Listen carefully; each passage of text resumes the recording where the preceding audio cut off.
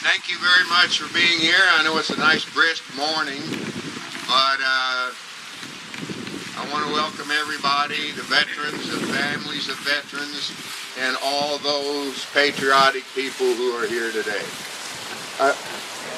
First of all, I'd like to wish everyone a happy Veterans Day. I'd like to say this, that sometimes folks get a little confused between Memorial Day and Veterans Day. Memorial Day is a very solemn occasion, and that's where we thank and celebrate those who gave it all in combat. And Veterans Day, on the other hand, to me is a celebration. It's a celebration of freedom that we get to enjoy because of the service of those who served in our military, whether it was in combat or during peacetime. And I know that out here there's probably a few of you that served during wartime, but was not in the country where the war was going on.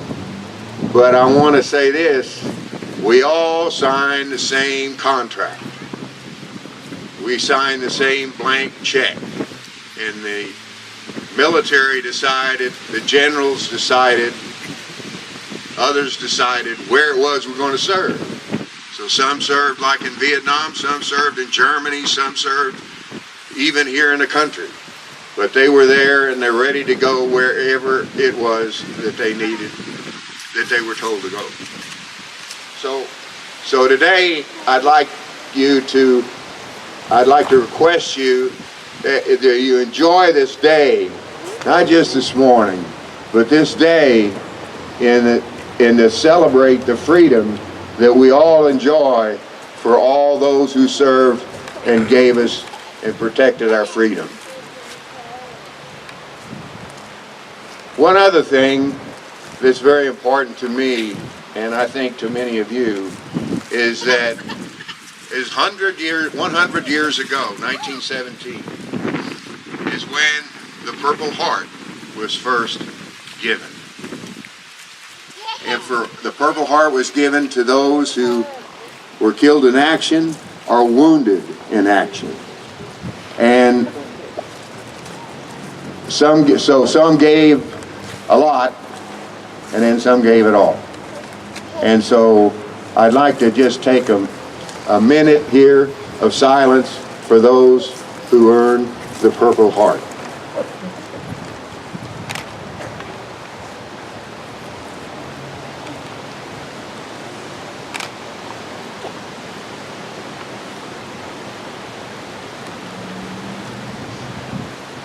Thank you.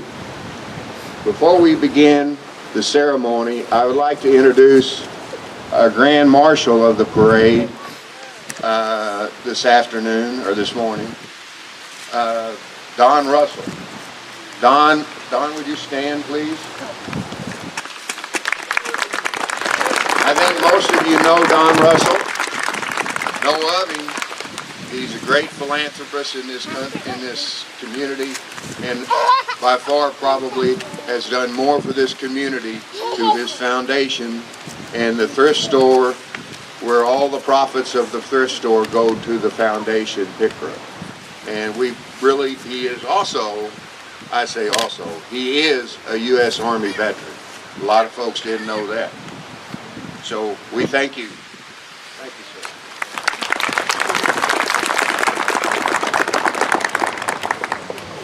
sir. Okay, so now, to begin the ceremony, let me explain what's going to happen here. We're going to present the colors in just a moment, and as the colors are being presented, Andrea Layne will sing the national anthem. At the conclusion of the anthem, the DAV will perform the 21 gun salute. So just, in these days you hear gunfire, anyway, so they will do the 21 gun salute. So I'd like to introduce Miss Andrea Layne. Now present Scout Troop 836. Please present the colors.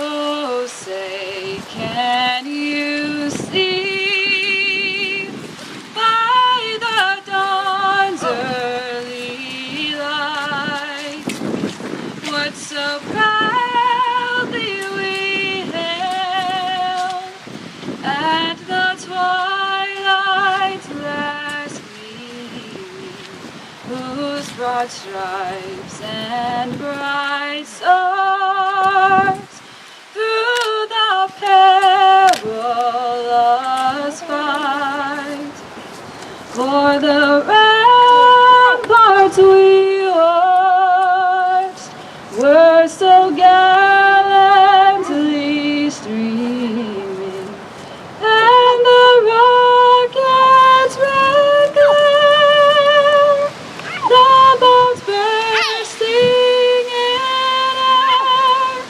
gave proof through the night that our flag was still there.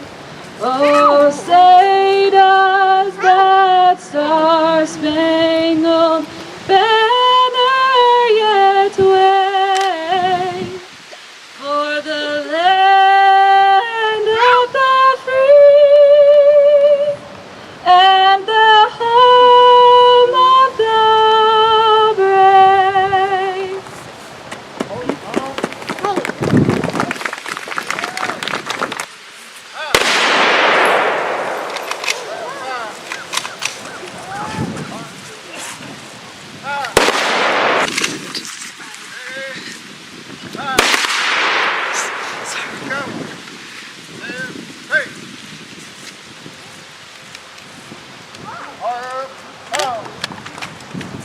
That was the Disabled American Veterans. Now, next on the program is Reverend Max Caylor is going to present the invocation.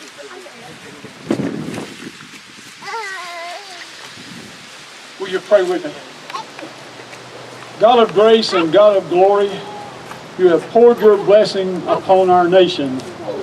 And we gather here humbly on this 11th day of the 11th month to honor 40 million plus veterans who have stood for freedom from 1776 until today and will stand forever protecting the American way of freedom.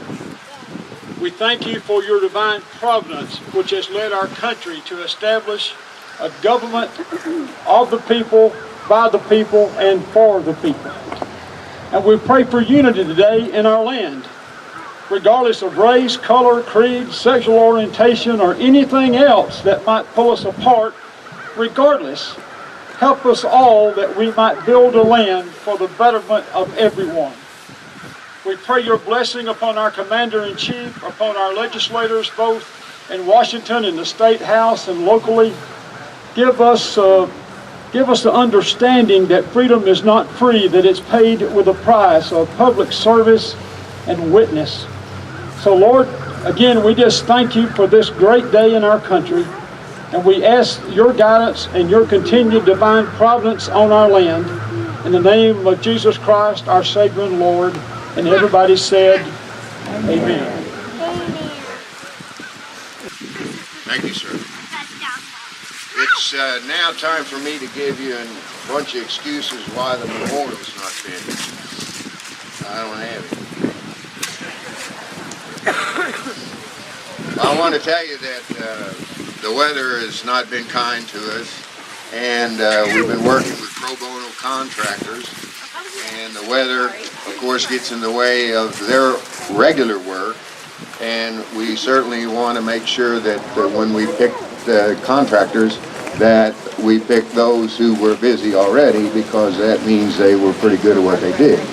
So the rain At one point, we had a nice little pond over here.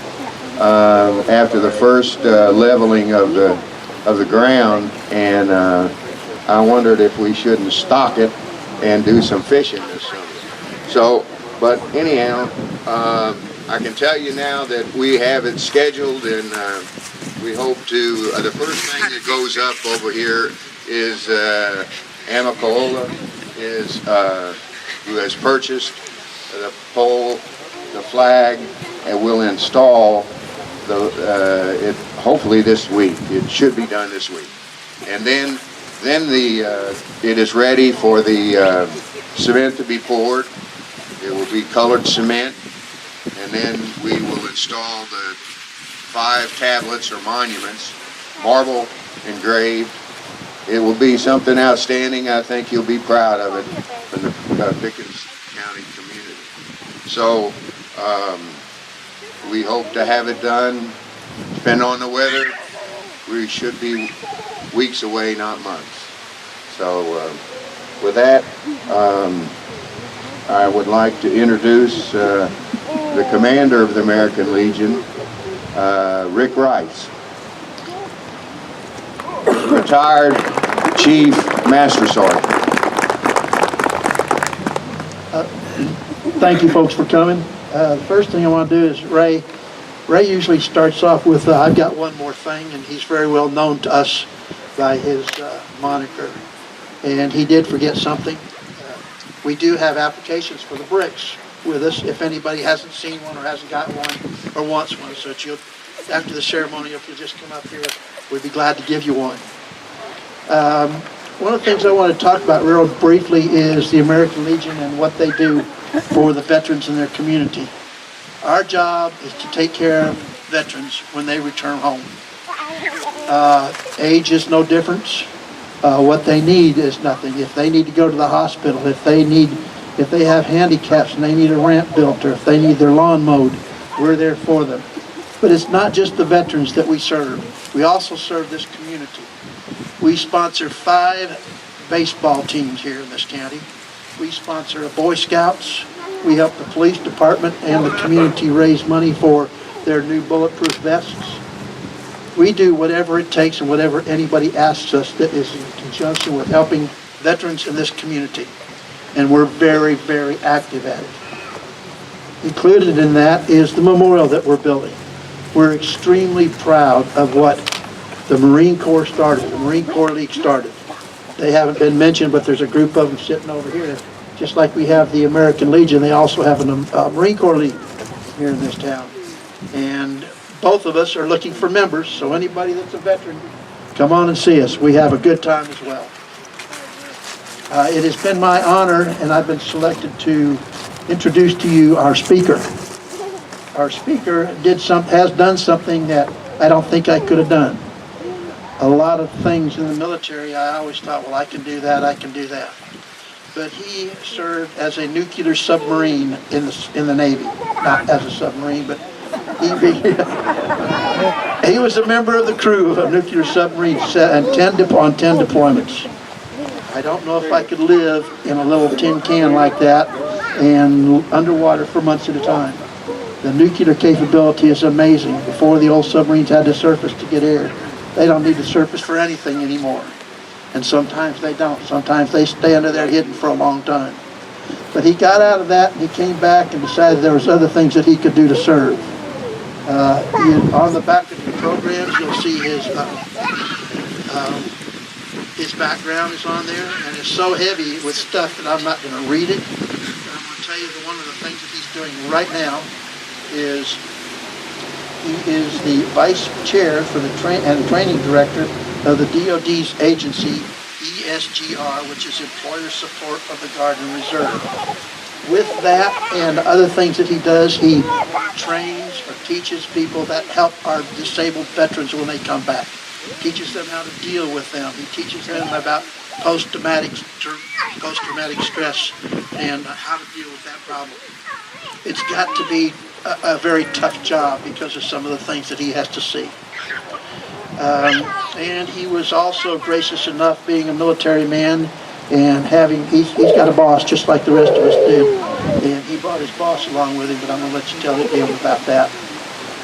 You should be very, very proud of your veterans. This community's packed with them, folks, packed with them. And they've done a fantastic job, whether it's overseas or at home, and they continue to do a fantastic job helping veterans that are out of the service and helping this community. So be proud of them and thank them when you see them. All right, it is now my honor to introduce our speaker. His name is Kevin Wince, and I'll let him tell you about himself. Kevin? Good morning. I would like to begin by taking the opportunity to welcome everyone here on behalf of the American Legion and the Pickens County Veterans Memorial Park Association. As American Legion Commander Rick Rice mentioned, my name is Kevin Wince, and I would like to give a little bit of the backstory of how it is that I came here to speak with you today. Ray Smith, in the beginning phases of organizing this event, he reached out to Dr. Barry Monday, the Military Services Director of Chattahoochee Technical College, who was also a retired Air Force service member. And with Dr. Monday being a very close friend of mine, he reached out to me in order to ascertain my availability for today. And then once I reached back to Dr. Monday, he put me in touch with Ray. We had a very nice conversation about this event. And then I, in turn, reached out to a very good friend of mine who is also my boss.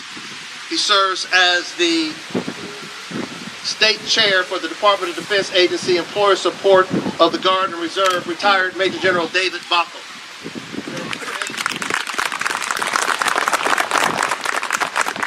And so I reached out to General Bockel to ascertain his availability to attend today. And I did this because during our friendship, General Bockel has not only been somebody that I look to in regards to moral and social guidance and my participation in the veteran community, but he has also been my greatest motivator in regards to my engagement. In fact, General Bockel had invited me in and introduced me to the Veterans Court Program within the Cobb County Superior Court and the good work that they are doing. And then at one point I reached out to the Veterans Court Program for the Appalachian Judicial Circuit. And on my initial visit within that circuit, I visited the Pickens County Courthouse. And at the Pickens County Courthouse, I met Bob Wright. Bob, would you raise your hand? And within a few moments of speaking with Bob, Bob noticed that, as you can all see, that I walk with a cane. And he very graciously offered to present me with a hand-carved cane to replace the aluminum one that the VA hospital had provided for me. And so Bob, he took my height, he took my address, and within about 3 weeks, this beauty right here arrived to my house, free of charge. Now, the reason that I'm sharing this backstory is because it illustrates what it means to be part of the veteran community. It's a community consisting of men and women who join forces to protect and assist others whom they may not have even met before.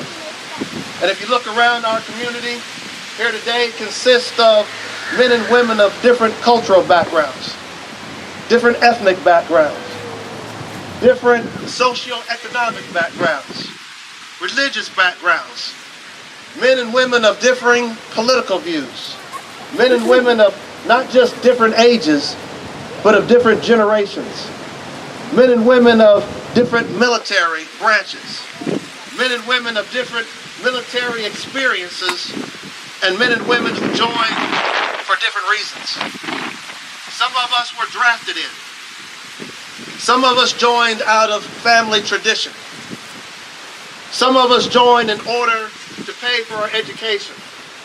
Some of us joined in order to acquire a better way of life. And some joined out of a sense of duty to country. We all are very different people who live and thrive in this country under a shared umbrella of belonging and being accountable to one another. I believe that we provide the example for society on how we should be able to get along and thrive in a cohesive manner. I was raised by a father who was a Vietnam vet as a member of the United States Air Force.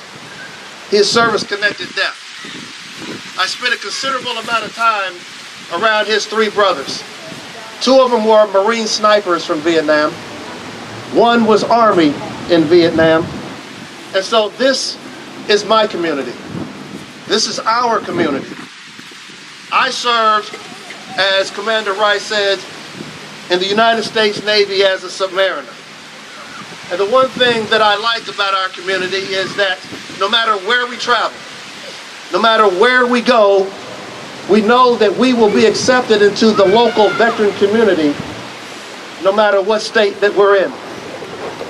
Our veterans will always be with us, and our veteran community will continue to grow. If you look at our state, the state of Georgia is a National Guard heavy state. And we are beginning to realize a new reality that's facing our country and our Army. And this new reality is characterized by smaller defense budgets, a smaller active Army component, and global threats that provide us little to no notice.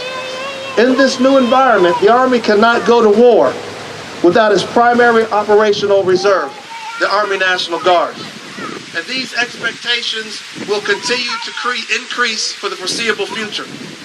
Deployment timelines will shorten, high demand units will deploy within 30 days, and training requirements will shift from post-mobilization to pre-mobilization.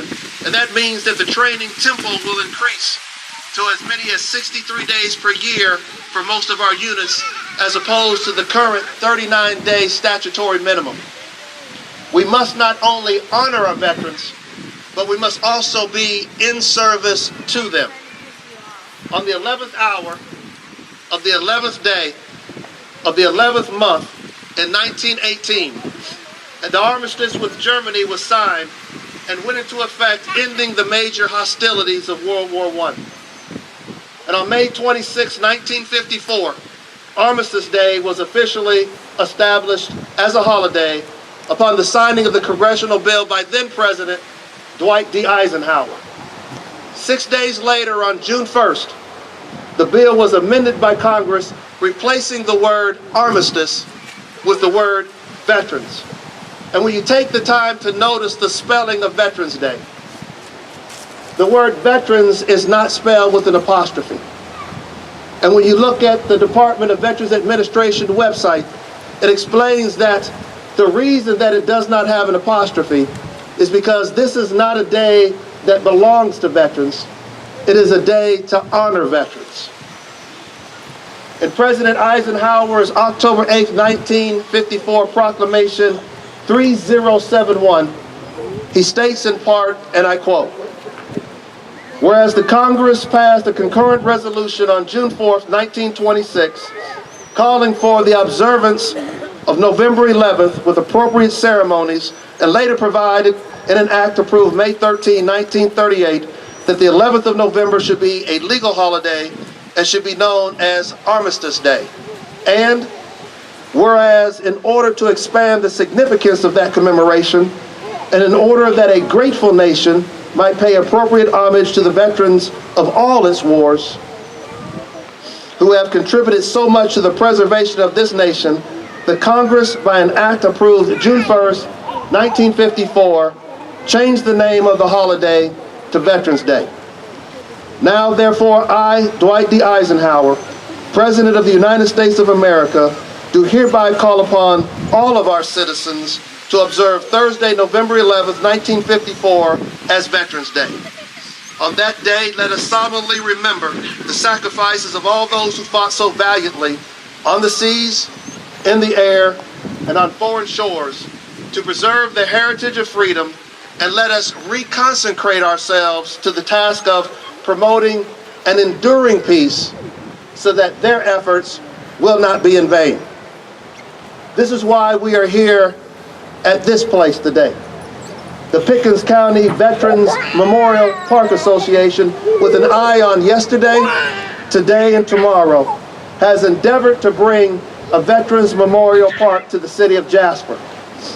According to the 2016-2017 census statistics that I have seen, Pickens County has a total population of roughly 29,431 citizens, with a veteran population of just over 3,000. In the 58th largest county in the state of Georgia, in a country where, according to estimates from the VA, when they combine the population of living veterans as well as with those on the roster currently serving in our armed forces, only 7.3% of living Americans have served in the military, while in Pickens County, Georgia, over 10% of your population are either veterans or currently serving. So when you consider, based on statistics alone, you have to say that Pickens County is one of the most patriotic counties in this country.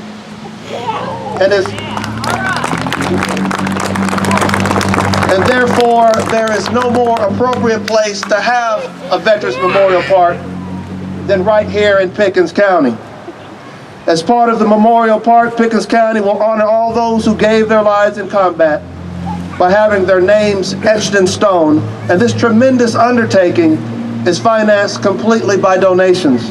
And that is a huge testament to how the citizens of Pickens County honor and express their appreciation for our veterans. And as veterans, we are greatly appreciative for the work that is being accomplished. We may be old before our times. Our bodies may be prematurely broken. And some of us may have memories that are not so pleasant to recall. But I have never met a veteran who has regretted their military service. As a matter of fact, the Office of the Assistant Secretary of Defense has a program for our returning warriors from combat. And it's known as the Yellow Ribbon Reintegration Program. And under this large umbrella, we have a program known as Returning Warrior Workshops, which helps those soldiers who are returning to combat reintegrate into society and have access to the resources that they need. While serving as a facilitator for one of these events in Phoenix, Arizona in 2016, our keynote speaker for the banquet was Rear Admiral Gene Price, who at the time was the Deputy Commander, U.S. Fleet Cyber Command and U.S. 10th Fleet. In 2003, Admiral Price was mobilized in support of Operation Iraqi Freedom, where he served as NAVCENT's Chief of Intelligence Operation. He was again deployed in 2011 to Afghanistan, where he served as Senior U.S. Intelligence Officer. During the banquet, Admiral Price shared his story of how when he was deployed in Afghanistan, he received communication from his wife that she was leaving him. The stress of his deployments is not what she had signed up for when they had gotten married. Also, while he was in Afghanistan, the Christmas holiday season rolled around. And he, like many of the service members under his command, desired to return to the States briefly to enjoy the holiday season. Admiral Price also had 2 teenage daughters that he desired to see for the holiday season. And so he set about the task of arranging a schedule where he let those under his command cycle home for a brief period of time. And then when they cycled back, he returned also for a brief period of time. And he shared how he escorted his 2 teenage daughters to the mall to Christmas shop. And while shopping at the mall, he recounted how he saw all of the citizens walking around in a joyous, happy mood. And as he saw their joy and happiness, he began to grow increasingly angry. What were all of these people so happy about? He recalled thinking. Don't they know that our young men and women are dying across the globe? He had grown so angry, in fact, that his only desire was to get back to his unit as quickly as possible. And so he cut his trip short and he returned to combat. During his return flight to Afghanistan, he began to realize that this was the reason why he joined the military and took on the task of protecting our country. He did it just so that our friends and neighbors can enjoy happiness and have that sense of freedom in this country. He joined so that they can go Christmas shopping and enjoy life without having to worry about the safety in regards to foreign governments. It seems counterintuitive in regards to today's social norms that a man or a woman would leave the comforts of their own life in order to fight for the happiness and the freedoms of people that they don't know and will never meet. But in the gospel, according to John 15:13, Jesus states, "Greater love has no man than this, that he laid down his life for his friends." And I would like to say to the young people in attendance today, as you look around here, and the men and women who have served in the armed forces, you are looking at the history of this great nation. If you take the time to listen to their stories, you will receive an education that is not written in your textbooks, and in many cases is not exactly accurate even on Wikipedia. The details of the events of our military history are within these men and women, and if you take the time to listen, they will willingly share them with you. I take the time each year to enjoy the Veterans Day meal at the Golden Corral. And it's not necessarily for the free meal. It's because I have the opportunity to sit at the table and to break bread with other veterans from other eras with different military experiences than my own. And even at my current age, I have the opportunity to learn things that I was never taught. At a Veterans Day event a few years back, I had the pleasure of engaging in a conversation with the Army chaplain from the Maneuver Center of Excellence at Fort Benning. And at the completion of our conversation, he presented me with his chaplain's coin. And I carry it with me everywhere that I go. And on the back, it reads, "Pro Deo et Patria," which translates from the Latin as "for God and country." We are currently living in a time where there is a great deal of social discourse concerning our national anthem and our flag. And regardless of which side of the conversation that you're on, when we joined the military, we took an oath to defend the Constitution. But I will say this. As I mentioned before, my father is service-connected deaf. And I also attended the funeral of my father-in-law, who is Army, and my brother-in-law, who is Marine. And at the end of my life, the two things that I will be most proud of, outside of my family, is that I will have lived a life that is pleasing to God, and that I also will have the American flag draped across my casket. To our veterans, I will leave you with this thought. It is a quote from the author Judy Blume, and it wasn't written in regards to us, but I feel that it definitely applies to us. And it reads simply, quote, "Our fingerprints don't fade from the lives we touch," unquote. Our service is indelibly woven into the fabric of this great nation. May God bless our country. May God bless our troops. And on this day and every day, may God bless our veterans. Thank you.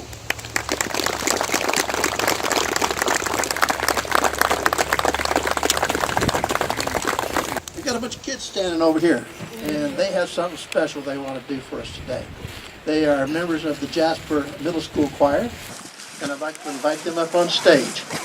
All right, the Jasper Middle School Dynamics would like to take a time to say a few words before we perform for you this afternoon. Leader, defender, champion, hero. What do all these words have in common? They all define a veteran. Today is a very special day. As we recognize all of our country's veterans, we would like to take a moment to discuss what this day means to us. Abraham Lincoln once said, "Honor to the soldier and sailor everywhere, who bravely bears his country's cause. Honor also to the citizen who cares for his brother in the field and serves as best he can in the same cause. Today is a celebration of your commitment and sacrifice to our country. Today is a celebration of you." On this Veterans Day, we want to say thank you to all men and women who have served or are currently serving in every branch of the military. We thank you for the opportunity to stand here today to perform for you. We thank you for giving us the freedoms that so many take for granted. Thank you for defending our country in times of warfare and peace. Thank you for being a veteran.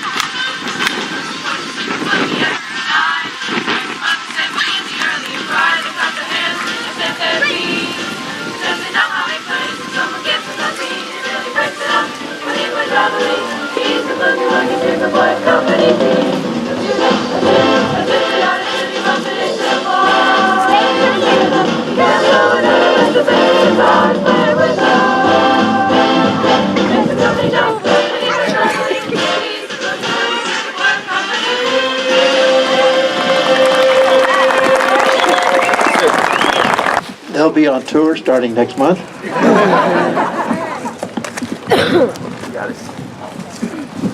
Boy, thank you so much, kids. That was fantastic. You know, there's not enough music in our schools anymore like it used to be, so I was appreciative. The next person I'd like to introduce is Laurel McGuire. Laurel has been working on a project for the Legion through the schools, and the turnout for what she did was fantastic. She asked the schools if they wanted to do essays on why we celebrate Veterans Day and why we celebrate and thank our veterans. And we sat for hours in the library here reading those essays. There were just tons of them. And in addition, we got some artwork, and they were going to be given awards. And I'd like Laurel to get up here and talk to you a little bit about it. Good morning.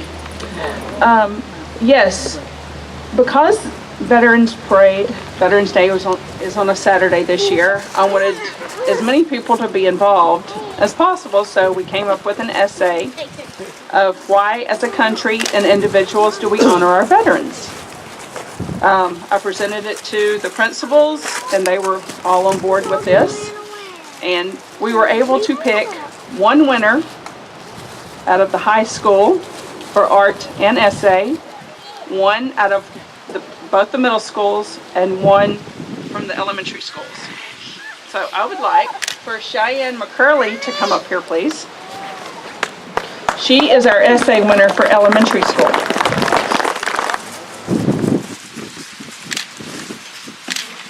Oh, is Layla Grace here? Okay, she's our art winner for elementary school. Oh, Layla.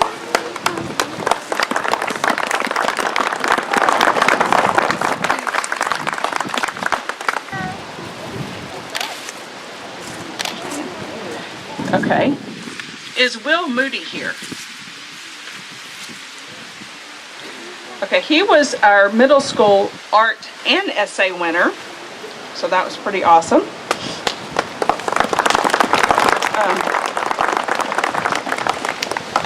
Our essay winner for the high school is Madilyn Shelton. Madilyn?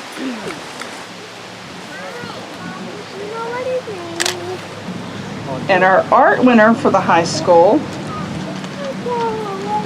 I'm going to butcher her name, so I apologize. Tori Cundit. Are you here? Okay. Well, these are 3 of our winners, and they did an excellent job. It was a hard, we had a hard time judging these. We do appreciate what they've done.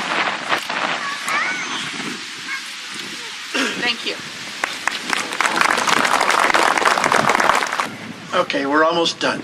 Last thing I want to do is introduce Frank Leist. He's got something for the veterans out there and their families. Frank?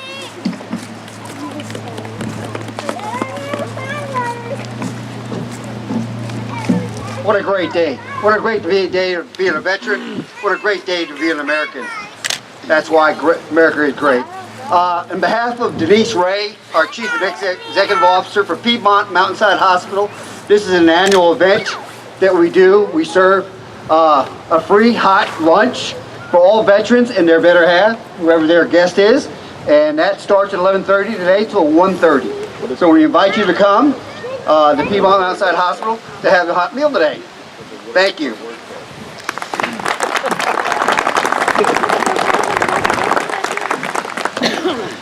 Thanks to everybody. We hope you enjoyed our little celebration here today, and we thank you very much for coming.